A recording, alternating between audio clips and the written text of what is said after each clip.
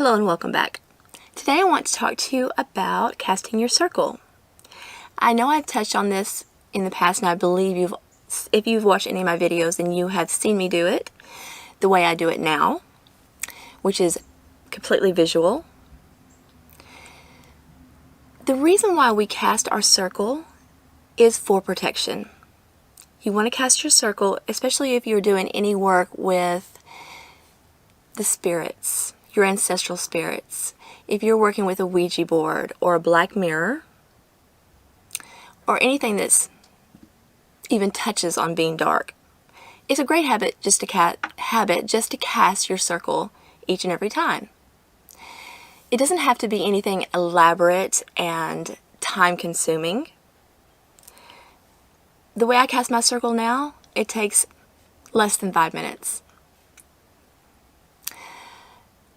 That being said, I really believe that if you're a new witch or you're just starting out, I think it's a really good idea to physically cast your circle. The reason being is it's going to give you something to visualize in the future. You've done this before, you know exactly what it looks like, and you can see it clearly in your mind's eye. Your circle is actually a sphere. It's actually a ball. And the ball not only protects you, but it contains your energy. This is the way that you build up the energy for the spell. And when the spell is open and now the energy is released into the universe. And I believe this helps to strengthen your spell in a great way. That's another reason why you should cast your circle. So when you physically cast your circle, the first thing I do is I cast my circle thrice about to keep the evil spirits out. I walk about my circle 3 times. If I am working, doing something positive, something I'm trying to gain, such as luck, money, love, success, anything like that, I'm going to walk clockwise. This is Deosil. If I am doing something a little bit more dark, like banishing, curse reversing, unhexing, I'm going to walk counterclockwise, and this is called Widdershins.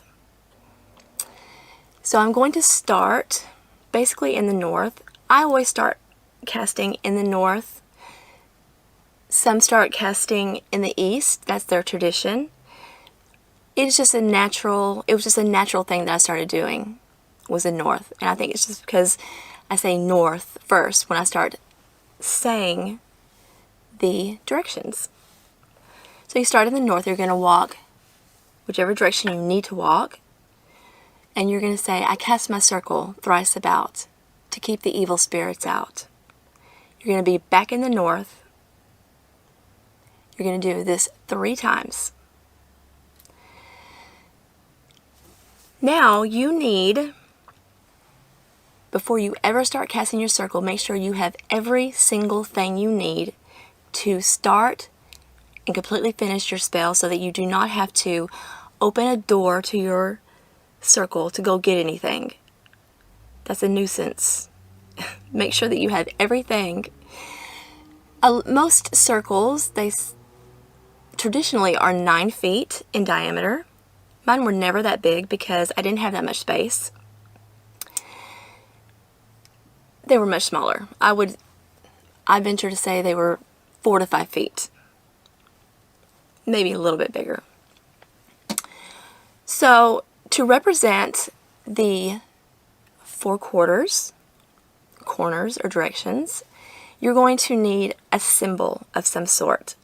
For the earth, I choose salt.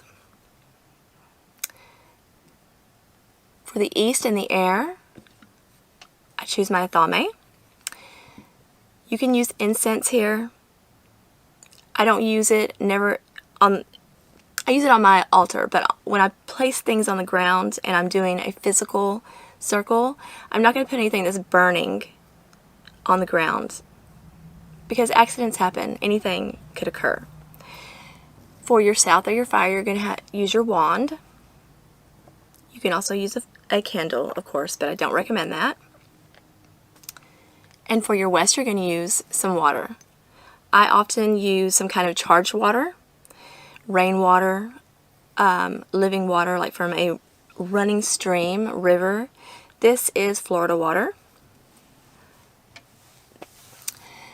So what you're going to do is, after you walk your circle thrice about, you are going to step up into the north, and you can say basically anything. There's no wrong way to do this.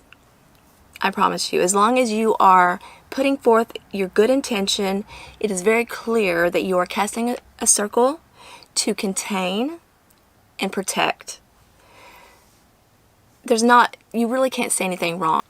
I stepped into the north, and I would say, call upon guardians of the north, and then I would also put in earth, winter, and midnight.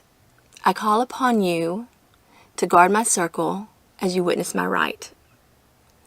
Then I would turn around, and I would walk into the east, and I would say, guardians of the east, the air, the spring, and first morning light. I call upon you to guard my circle as you witness my right. I made sure that everything rhymed. I still like everything to rhyme, honestly.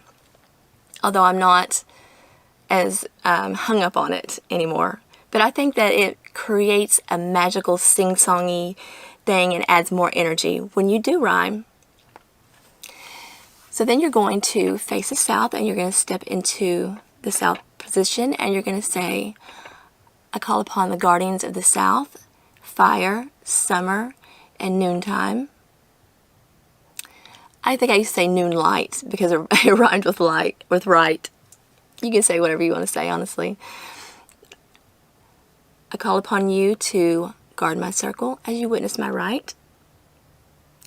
I'd step into the west, finally, and I would say, guardians of the west, the water, the autumn, and twilight, I call upon you to guard my circle as you witness my right. Then you're going to step back into the middle of the circle, and you're going to say, I conjure thee, O circle of power, that thou may beest a meeting place of love, joy, and truth, a shield against all wickedness and evil, a boundary between men and the realms of the mighty ones, a rampart and a protection that shall preserve and contain the power and energy that I shall raise within thee. Wherefore I do bless and consecrate thee in the name of Hecate. I say Hecate because that's the goddess that I work with, always. Whatever deity you're using at that time, use their name. So now, basically your circle is cast now, but I always call upon my goddess and my ancestral spirits. I do that, and then, you're done. That's it. Sit down at your altar, do what you need to do. Whatever you open, you must close. So when you get done, you're basically going to bid each entity farewell. Be sure and thank them. Thank you. I bid you farewell. Then you're going to say, my circle is now open, but never broken. This is very basic, but it is essential. It is essential for your protection, and it's going to add another layer of energy to your spell. The more layers of energy you get, the better chance of success. Now, I say that anytime you cast a spell, anything you do, believe in yourself, because that is the key. That is your key to success, is to believe in what you do. When you believe in what you do and you put forth your energy, your intention, it will be successful. I guarantee it. I'm at a point now where I believe that any spell that I cast is going to be of great success, and it is. So, that being said, cast your circles add your energy, take the protection, and that's it. I hope you enjoyed this video. Thank you.